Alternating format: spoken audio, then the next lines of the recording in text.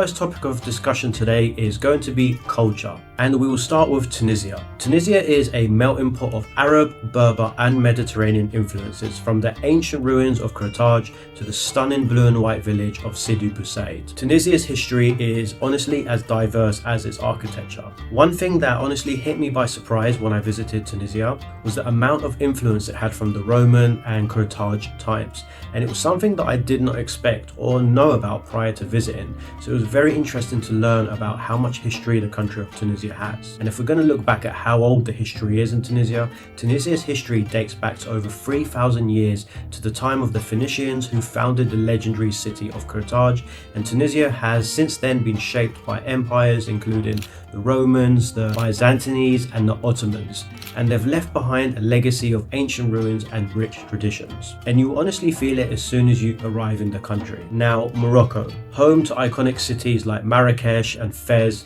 Morocco is bursting with culture. The bustling souks, the call to prayer echoing through the Medina, and the centuries-old traditions make it feel like you're stepping into a storybook. And one of the best ways I like to explain Morocco to friends and people that haven't been before, it genuinely is like a fairy tale. When you go to cities like the Blue City, or whilst you're in Fez, Marrakesh, you can just feel the history as you're walking through. It really is something very special that you only feel when you're in the country. And Morocco also has an impressive history that stretches back to over 1,200 years to the establishment of the Idrisid dynasty in the 8th century. Before that, it was inhabited by Berber tribes and influenced by Phoenicians and Romans. So very similar to Tunisia. Morocco's medieval cities like Fez and its blend of Arab, Berber and Andalusian cultures make it a cultural treasure trove that honestly feels so amazing when you're in the country. And when it comes to culture, one thing I'll say when I visited both of these countries is I do feel a lot of similarities, and it's very natural because they're both in North Africa, very close together, and they both share a lot of the history, such as the Berber history and Roman influence. Now we're on the topic of food. Tunisia has honestly some of the most incredible food I've recently had. Think brick crispy pastry filled with egg and tuna, or couscous with spicy harissa and lamb or beef. And don't forget there's seafood in Tunisia. And desserts, wow. We had this incredible dessert on our first day and it was so delicious. The dessert we had was called Belusa, and wow, whoever invented Belusa, Mr. whoever your surname is, please let me know in the comments if you're watching this video, because wow, that is one of the most delicious desserts I think I've had in the last 12 months. It's basically like this nugget, hazelnutty, creamy Ferrero Rocher all mixed in one dessert, and it was so good and fluffy. And honestly, after we finished it, it doesn't give you that stuffed feeling where it's like too heavy. So one of the best desserts I've ever had in my life. And something that is very different to the couscous in Morocco is something I want to point out, is that it comes in a red color everywhere I tried it. I'm not sure if this is the harissa. Perhaps Tunisians add harissa inside the couscous. I'm not quite sure. Maybe you guys can let me know in the comments if you're from Tunisia. But talking about harissa, this has now become my favorite dip ever. Doesn't matter where I am in the world, I will always try to look for harissa now. And whenever I'm back in the UK next, I'm going to make sure I head over to a shop to buy a big fat amount of harissa to take home to my mum. So when she cooks some food, we've got that harissa on the side, because honestly, wow, what a tasty dip. It's like this tomatoey, spicy type of dip, and you can literally have it with anything, lamb, beef. A lot of the Tunisians like to have it with tuna. Honestly, love it. It is amazing. 10 out of 10 just for the harissa. Another highlight I'd like to talk about the type of food in Tunisia was their tea, their mint tea. They have it with almond inside, which I found very interesting. Never had almond with tea around the world. It's the first time. They just leave it inside, and apparently, according to my subscribers and viewers that are watching in the comments, you're supposed to eat the almond first and then you're supposed to sip the tea. So we were doing it wrong, I believe. So next time we'll go back to Tunisia, I'm going to make sure I do it. We had the almond mint tea in a really nice restaurant in Sidi Bou Said, which was just incredible. It was like a little paradise on the cliff with the blue and white buildings. And wow, it was just such a great experience. One thing I have to say though, that place was very expensive. Some people like to call it a bit of a tourist trap, but honestly, it's worth being trapped in when you've got those views and nice Tunisian vibe. However, one thing I do want to mention regarding the food in Tunisia, and I just want to be totally honest here. I mean, it's all great, the food tasting delicious and everything. That's obviously high. You score high points there. But we got really sick on our first week in Tunisia, and I'm not 100% sure if it's from the food, but I feel like it highly likely is because obviously before we arrived, there was nothing wrong with us. But then when we landed, we went to the really nice restaurant in the beginning, and then we had some other bits in between. We got some type of stomach bug in the first week, so we were like all throwing up and not the nicest of sights and not the nicest of experiences. And we're only there for a couple of weeks, and we ended up being sick for like almost half of it, which was honestly really tough. I do feel like sometimes when I went to some of the restaurants and some of the places, I felt like they could definitely improve some of their hygiene when it comes to around like touching food and serving it. It was just a little bit. I just think that there's some improvements that can be done in that area. Again, that put a little bit of downer on the food, even though it would tasted absolutely delicious. Because we got sick in the first week, it was really unfortunate. Now, when it comes to Morocco, Morocco certainly is a foodie paradise. From tagines, pastilles, and the sweet and savory flavors of the Morocco cuisine, honestly, are unmatched.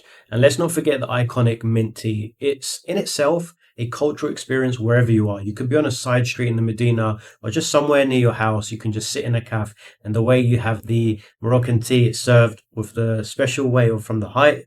And I believe the reason for that is so that the higher they serve the mint tea, the more foam you get. So you get that really nice foamy feel when you drink it. Very unique. And one thing I loved about Morocco was a lot of the restaurants that we went to had such a unique and cultural vibe, which I loved. Famous restaurants like Darnaji over in Rabat, where they have live performances and music, to even more luxury types of restaurants in Marrakesh. I feel like Morocco is just an absolute melting pot of different foods from local to even food from around the world. I feel when it comes to diversity, Morocco definitely has a wider scale of options when it comes to food. And that probably is because of the amount of tourism Morocco has. I mean, it's such a touristic country. They have so many visitors coming, thousands of thousands each year. So I guess they're just more catering towards that, which makes sense. But I guess it depends which type of traveler you are, if you prefer mainly local dishes being served, or would you like a touch of your home comfort? For me personally, it depends how long I'm in a country. If I'm in a country for about a week or so, I don't care about home comforts. All I want to do is literally just dive in and have exactly what the locals have. But if I'm there for, say, more than 2 weeks, you start missing some of your home comforts, like your modern foods or anything that kind of reminds you of food from back home. So it's nice to have a variety. Now let's touch on nature. Of course, both countries have such beautiful nature. However, let's start off with Tunisia. Tunisia's landscapes are incredibly diverse, from golden dunes of the Sahara to the turquoise waters of Hammamet, where you have a gorgeous view over the Mediterranean. It really is stunning, and it's a very small country with a lot to offer. Plus, it's home to Star Wars filming locations, which is a bonus for any fan. As mentioned earlier, I was in Tunisia for 2 weeks. So to be honest, I didn't get to see most of the country, only some of the hotspots such as the capital Tunis, Sidi Bou Said, Hammamet, and some of the rural areas like Takruna Berber village and Zibra Ali. I definitely have so much more to uncover when it comes to Tunisia, like Jerba and Sousse. I'm sure my Tunisian subscribers will have a lot to say about some of the areas that I need to see next time we visit there. Please leave that in the comments so that we can make a note for next time. Now, just before we move on to Morocco, it's important to mention that Morocco is significantly larger than Tunisia. Morocco's land area is approximately 446,550 square kilometers, making it about 2.7 times larger than Tunisia, which spans around 163,000 square kilometers. This means Tunisia is roughly 36.64% the size of Morocco. So naturally, Morocco's nature will be more diverse. Morocco's natural beauty is on another level, from the towering Atlas Mountains, the vast Sahara, and even the lush green valleys, making it a nature lover's dream. I did also spend a considerable amount of time in Morocco, where I basically visited nearly every major city in the country and saw some of the most jaw-dropping scenery. Morocco is honestly such a special country because it just has it all. If you want the city life, you can have that in Casablanca, or if you just want to get away in the mountains of the Atlas, you can just take a drive there from Marrakesh. Or if you want some lush greenery, you can spend some time in Rabat, where it's as green as some parts of Europe. Now, the next thing that we're going to be comparing between the two countries is the cost, and we'll start off with Tunisia. Now, when we talk about cost in Tunisia, I honestly could not believe how cheap Tunisia was. I'll start off by the cost of the restaurants. So I go to a really nice restaurant and we had a 4-course meal with water, drinks, desserts. I mean, you name it. We had the whole lot and it only cost us around 20 British pounds. Or we went to a super high-end place in Sidi Bou Said, which we paid around 40 British pounds for such a high-end meal. And it was just tasted so good. I mean, in those type of restaurants, if we were to go in Morocco, for example, we'd easily be paying double the price. Or not even just Morocco, anywhere in like my home country, like in the UK, we're paying like 150 pounds minimum. And then when it comes to groceries in Tunisia, it is the cheapest country I've ever bought groceries from. And I believe it's because the government subsides some of the costs when it comes to groceries. So this is why it's much cheaper. Like for about 20 British pounds, I was able to go away with about 3 days worth of food. Just about, yeah, or let's say 25 British pounds for about, I could get 3 days worth of food, like some yogurt, some meat, some cheese, some bread, and it lasted for 3 days. Whereas if I was to spend £20 in, let's say, Morocco, for example, that would probably be easily just for one day, just like the rest of the world, a lot of the places. And when it comes to accommodation in Tunisia, I also feel like it was fairly affordable, but at the same time, it actually wasn't cheap. Maybe there are cheaper options, but we just didn't find them at the time we were there. If you want to stay in like a modern area like we did, we spent around close to £500 for 2 weeks, which honestly is very high for Tunisia. But that is an Airbnb price, which of course is always going to be higher than your typical rental prices if you actually live in Tunisia, but I'm just talking from a touristic perspective. Now, when it comes to Morocco and cost, some of the tourist hotspots, you won't be paying too crazy prices, to be honest. It was fairly affordable for the food and drinks, but that can easily change if you want to go to a more modern style Moroccan restaurant. You can easily pay £100 or above for 2 people. And the general cost for eating out in Morocco is definitely, I would say, double Tunisia, just with personal experience. And in terms of groceries in Morocco, it's very similar to the UK. If you go to a more modern style grocery store, you could easily be paying £60 for like 3 days worth of food, which is, I guess, very similar to UK style prices. However, you can also go to markets that there are a lot in Morocco. They're very rich in markets. For example, in Agadir, you could go to the Agadir Souk El Had, I believe it was called, and you can pick up your nuts, dates, honey, and fruit and vegetables for cheaper than the supermarkets. But generally speaking, things were definitely more expensive in Morocco. Now it's time to talk about the people in both of these countries. When it comes to people, I must say that both countries are incredibly warm, hospitable, and always willing to share a story or offer directions when needing them. Both countries would openly invite you into their homes and give you an experience you wouldn't forget. In terms of general communications with the locals in both countries, I would say that it was easier to speak to Moroccans in their country, mainly because everyone that we spoke to Moroccan-wise could communicate in English, which of course as a tourist, it's very beneficial for me as that being one of my primary languages. Whether if it was just asking for directions or just generally speaking to people in the shops, it was very easy to communicate. When it comes to Tunisia, I felt that some of the locals were not as fluent in English as, let's say, in Morocco. When Morocco, everybody basically was able to communicate in English, where in Tunisia, I found that some places that we went to, they just weren't able to communicate in English, which again, it's not like a big issue because at the end of the day, why should they? It's their country. Their main language is not English, so they don't need to speak English. But I'm just saying from a touristic perspective, for me, how it was in comparison to Morocco. However, it wasn't like a big issue. We still was able to communicate and get around because most people did speak English. We actually had a very funny encounter in Tunisia in the Medina, and we was actually trying to order some tea, and then the waiter asked the young girl to help. And going by the comments, by my views, you guys were saying that the girl was also getting the translation wrong, which a lot of you were having a laugh about in the comments. But for us personally, this was a funny experience, and it was nice that they still tried to help us to get the mint tea that we wanted. And let's talk about safety. When it comes to safety and Tunisia, before visiting, there was a lot of information online and on our government websites about what previously happened, which you can't ignore, especially as a tourist. And I know many people say this happened years ago. However, it still did occur. The attack that happened on tourists was very sad and it did damage the tourist industry in Tunisia very much. However, this being said, was not a single part of me that felt in danger when I was traveling in Tunisia from walking around the different cities. I was with my family and everyone was really really friendly and helpful. So in terms of safety in Tunisia as of today, from my personal experience, it was totally fine. Bearing in mind I was walking around with a big camera, a little camera, no issues. Nobody ever came up to us or said anything at all. And when it comes to safety in Morocco, honestly, there is police on nearly every side of the corner in Morocco. Whether you're on the motorways, the Medina, the shops, they're literally everywhere, police in Morocco. So they make you feel extra safe, a little bit too safe sometimes. And honestly, the royal family are investing heavily in security and safety in the country. And they're always ensuring that the roads, streets, and the general feel of the country is very, very safe, which I honestly love as a traveler.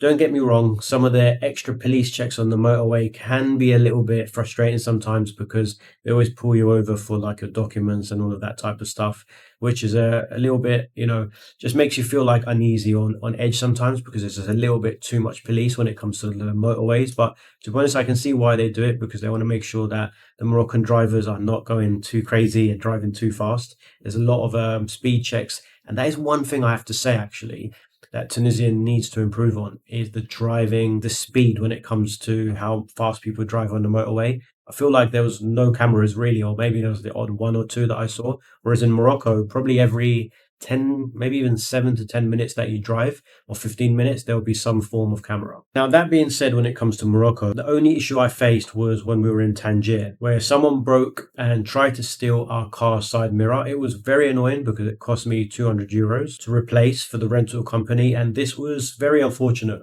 But when I spoke to our car rental guy that I use every time I go to Morocco, he said, honestly, this is nothing compared to some of the bigger issues he has with his more prestigious cars. So that's just something I would be careful for. I guess it could happen anywhere. Maybe we were just unlucky. But again, I'm just being honest here and sharing something that happened. And to be honest, when it actually happened, I didn't manage to film the experience and talk about it. So this is the first time I've actually brought that up to my Moroccan subscribers.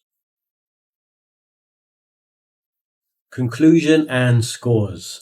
So now guys, it's time to conclude each of the above points that I spoke about earlier in this video from 1 to 5. Now let's start with culture. Starting off with Tunisia. I love the Carthage ruins and I truly felt like I learned something new about North Africa and what incredible influence there was in Tunisia from 3,000 years ago. So I'm definitely giving Tunisia 5 out of 5 when it comes to culture. And for Morocco, I'll also be giving Morocco 5 out of 5. You just can't ignore the amount of culture that breeds through the country from the Moroccan people. It really is just exceptional. Number 2 is food. I'll be rating the Tunisian food 4 out of 5 because as much as I loved nearly everything that I tasted, I just can't ignore the fact that we got sick the first week, which left a bit of a downer on our trip, and that was mainly one of the main reasons I'm striking off the point, and otherwise I would have probably given it a 5 out of 5. Also, just one more thing I forgot to mention on this part is I just felt like there was a lack of variety with food when it came to like the grocery stores. There was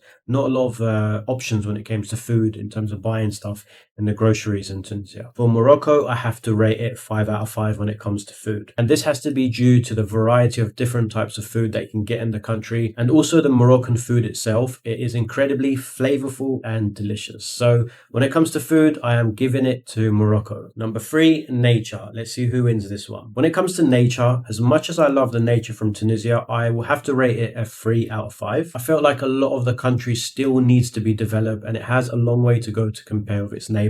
It is a smaller country, so the government should be doing more, making more effort in bringing some of its nature to life. For Morocco, however, I'm going to be giving them a 5 out of 5 for nature. The reason I'll be giving them 5 out of 5 is mainly due to the fact that the country basically offers absolutely everything from city landscapes to lush greenery, deserts, beautiful beaches, mountains, and I mean, you name it, this country has it all. So Morocco is winning on nature. Next, we're going to be talking about cost. When it comes to cost, I will be giving Tunisia a 5 out of 5. I felt like everything we did was very, very affordable, and the value for money that came with it was honestly a 5 out of 5. The cost for Morocco, I'm going to give them a 4 out of 5. Much as some of the things are cheap in Morocco, it is still fairly expensive when it comes to general shopping and getting around. So it's a little bit more expensive than Tunisia. So the winner for affordability is going to definitely go to Tunisia on this one. And number 5, people. I'll be straight up here and say again that people from both countries were incredibly friendly, hospitable, and great to be around. I would have given both countries a 5 out of 5 here,